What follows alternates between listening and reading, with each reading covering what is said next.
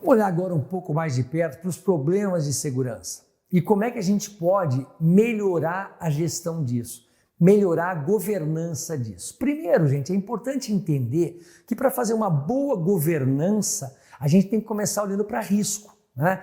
Tentar mapear o máximo possível os processos de negócio, as tecnologias que os suportam e quais os riscos envolvidos. É uma avaliação de risco.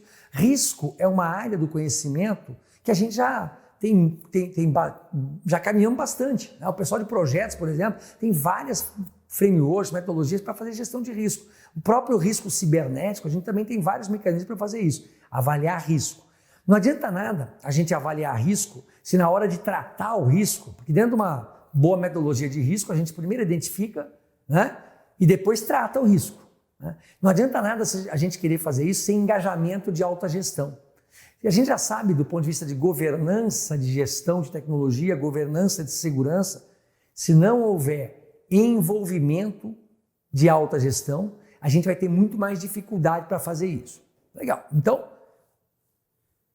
sponsors, padrinhos, alta gestão envolvida com isso, e até está cada vez mais fácil isso porque regulações vêm aparecendo e exigindo que o level C, que o executivo, que o board tenham no mínimo conhecimento, expertise e no máximo até se comprometa, né? Às vezes até com CPF, dependendo do nível de relação que tem com a organização, com a empresa, em questões de segurança. Então, esse nível superior, esse board da companhia tem cada vez mais vontade de engajar, né? De se envolver nisso aí. Então, envolvimento de alta gestão, avaliação de risco bem feita, aí partimos para processos e procedimentos, a gente implementar frameworks. Tem uma série de frameworks no mercado, tem que entender o que é mais aderente à empresa em questão e depois começar um desenho de política, começar um desenho de procedimentos de melhores práticas. Muito já se sabe disso.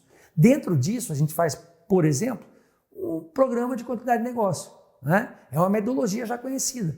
Qualquer política, qualquer metodologia, qualquer projeto desse, não adianta só ser feito e bem feito. Ele tem que estar vivo. Como é que ele fica vivo? Testes. Da mesma maneira que as empresas fazem simulado de incêndio, simulado de outras situações, tem que fazer simulado também. Fazer testes e monitoramento. Óbvio que tudo que nós estamos conversando aqui, a gente tem que tomar um certo cuidado. Por que eu estou dizendo isso, né? Eu já vi algumas vezes empresas quererem fazer teste de invasão, por exemplo, e não saberem fazer isso muito bem ou contratarem empresas que não têm total expertise nesse assunto, e em vez de ser um teste, acabou sendo um incidente cibernético mesmo. Então, muito cuidado, a gente está falando da disponibilidade total da tecnologia, está falando de segurança da informação. Como é que eu vou testar se isso está ok ou não está ok? Eu vou ter que simular invasões e por aí. Então, tudo isso tem que ser feito com muito cuidado.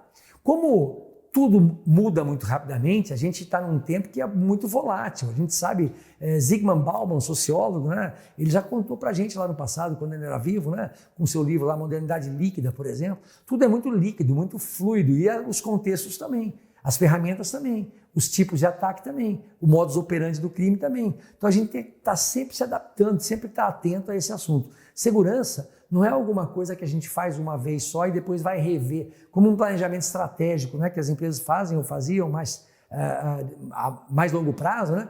Muitas empresas ainda não têm essa facilidade de mudar, de pivotar, de alterar, então fazia o planejamento e daqui a um ano a gente revê. Não dá para fazer isso com segurança. A segurança tem que estar viva, tem que estar o tempo inteiro sendo monitorada. E óbvio, todo esse trabalho depois tem que ser comunicado, as pessoas da empresa têm que saber, têm que tomar conhecimento, até mesmo de maneira legal, com preocupação legal. Então as pessoas têm que assinar, tomar ciência, né, das políticas, né, para que isso de fato funcione bem. Muito bem. Quando a gente está falando agora de prevenção de perda de dados, porque cada vez mais em face da Lei Geral de Proteção de Dados no Brasil, General Data Protection Resolution na Europa, a gente tem uma preocupação muito grande com dados pessoais, né? E quando eu falo prevenção de perda de dados, também dados não pessoais, dados corporativos, dados do negócio. Primeiro assim, os softwares de um modo geral, eles não foram desenhados pensando segurança. De alguns anos para cá, muita gente já vem pensando em privacy by design, security by design, quer dizer, a hora que eu vou desenhar o software, eu já ter princípios de segurança e de privacidade, mas muitas aplicações, muitos softwares ainda não nasceram com essa visão, com essa preocupação. Então, é muito comum a gente encontrar vulnerabilidade. O que é vulnerabilidade? É aquela frestinha na porta, aquele buraquinho aonde pode haver uma invasão, onde pode haver algum problema de segurança. Lembrando que o crime tem dinheiro, tem foco e tem tempo. O crime fica caçando vulnerabilidades. Quando ele acha, o que o crime faz? Compartilha. O crime colabora. Diferente das empresas, que pela própria natureza da empresa, se a empresa tem uma prática ou descobre alguma forma de fazer a coisa muito bacana, muito legal, ela guarda as 7 chaves, que eventualmente pode ser até uma vantagem competitiva dela. Por isso que o crime está sempre na frente. Então a gente tem que estar muito sempre atento a ficar checando, fazendo verificação de vulnerabilidades, obviamente, né, fazendo atualização de sistemas, porque quando a indústria de tecnologia, de software, né, lança uma atualização, seguramente mais de 90% disso hoje é baseado em segurança, em falha, em vulnerabilidade de segurança. Olhar não só as nossas aplicações, mas também o perímetro, né, o que está acontecendo em volta. A gente sabe também, né, vamos dizer, um primeiro passo importante, mas limitado, é olhar para a sua própria rede, olhar para as suas próprias aplicações. Isso não é suficiente. Na verdade, a gente tem ferramentas já e procedimentos para olhar para fora da organização também, em todo o perímetro, né? Fazer segurança mesmo de quem quer achar as coisas. Isso que a gente chama de segurança de detetive, né? De procurar mesmo, de procurar qualquer sinal que não esteja funcionando, né? Sempre fazer inventário de hardware, de software, por quê? Shadow application, por exemplo, né? Empresas, principalmente empresas grandes, que têm um certo engessamento ou morosidade, às vezes, de desenvolver aplicações ou de comprar ferramentas que o negócio pede, acabam originando e até favorecendo que o negócio muitas vezes vai buscar aplicações que a área de TI nem está enxergando, que a gente chama de shadow application. Aí muitas vezes são fontes de grandes vulnerabilidades. Então é importante a empresa ficar sempre inventariando o que tem de software, o que tem de hardware na sua rede, né? Segmentar a rede. Então, por exemplo, estamos falando de indústria. Não é necessário que a indústria tenha uma única rede. Aliás, é necessário que tenha segmentação. Então, por exemplo, um exemplo que eu sempre dou, né, de produção, de fábrica, de alguma coisa crítica, né, um medicamento, por exemplo, você vai lá e isola, segmenta a rede, militariza com níveis diferentes as redes segmentadas, não tem uma única rede. Usar criptografia, quando a gente está falando de trânsito de informação, né, não só em redes públicas, como os aplicativos de mensagem, mas mesmo dentro da própria empresa, né? Monitorar a ameaça interna, porque os problemas não vêm só de fora. Muitas vezes a gente sabe que o crime tem, entre outras, né, a prática também de aliciamento, de descobrir, gerar, criar insiders, gente de dentro.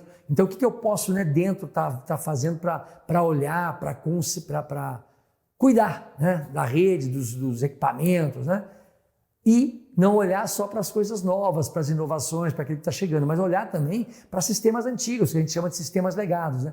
Muitas vezes esses sistemas são a porta de entrada, porque algumas empresas acabam não dando tanta atenção para eles, uma vez que eles não são talvez mais tão críticos para a empresa, e pode ser que ali seja uma porta de entrada, né? Quando a gente olha a superfície de ataques, o que vem acontecendo hoje, a gente vê alguns vetores principais. Vetores é onde que o crime mais entra, né? Então, assinaturas digitais, vírus de toda sorte, né? A gente chama de malware. O que é um malware?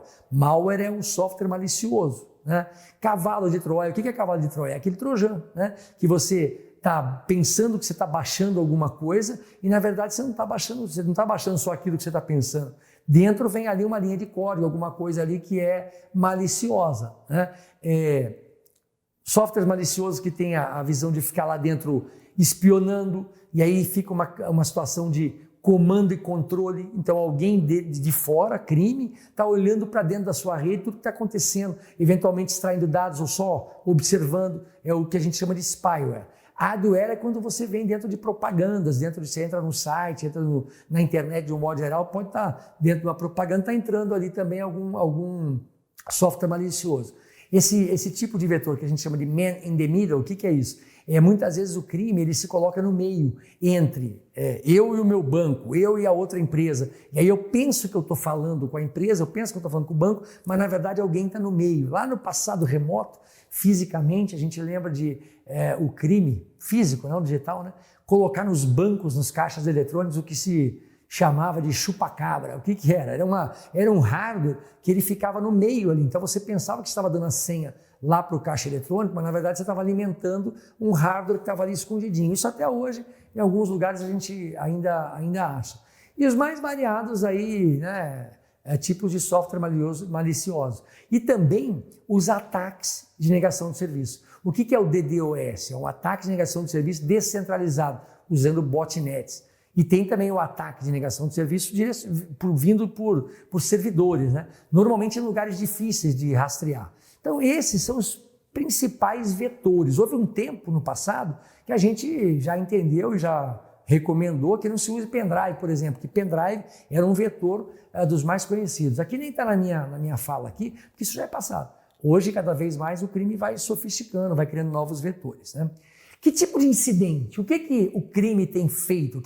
Qual é o efeito desse plantar, né, softwares maliciosos, dessa engenharia social e tudo isso? Primeiro, é acessar, né, a rede, a sua empresa, fisicamente mesmo, de maneira indevida. Roubar equipamento. Às vezes a empresa fica tão preocupada só com digital, legitimamente, né? Só que o problema na minha frase é o só. Né, que acaba descuidando da parte física mesmo. Então entrar e roubar equipamento, levar, ou mesmo em aeroporto, em lugar que as pessoas, hotel, né, que a pessoa deixa lá o seu smartphone, o seu notebook de maneira inadequada, sem vigilância. Cada vez mais a gente vê isso acontecendo por aí, em ambientes públicos, né? Tornar os ativos indisponíveis, então é o ataque de ransomware, por exemplo. Vai lá, entra, sequestra, criptografa, está indisponível. Você tem que acessar o seu sistema e não consegue.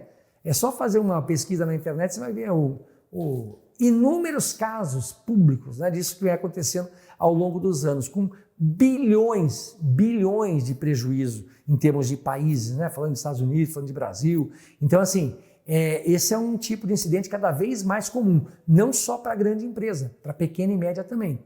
Perda de integridade, aquela questão de mudar, né, a configuração, mudar a informação, mexer na integridade. Muito preocupante quando nós estamos falando de utilities, de óleo e gás, de energia elétrica. Se mudar a integridade pode causar catástrofe, né? Roubo e compartilhamento de login e senha, né? A gente sabe que na Dark Web tem a web que nós navegamos, está onde bem, né? A Deep Web, uma web não indexada, mas que tem não só coisa ruim, tem outras coisas que não são indexadas, estão lá. E a Dark Web, aí sim, é crime, pedofilia, inclusive dados e mais dados que ficam vazando constantemente por aí. Então tá lá, compartilhamento de senha, divulgação, não só assim, às vezes mesmo dentro da empresa, né, as pessoas compartilham senha. Isso é um vetor importante, é um tipo de incidente, acaba gerando incidente de segurança. E, como eu já falei, falta de atualização do sistema. Isso é também um tipo muito comum que gera problema cibernético.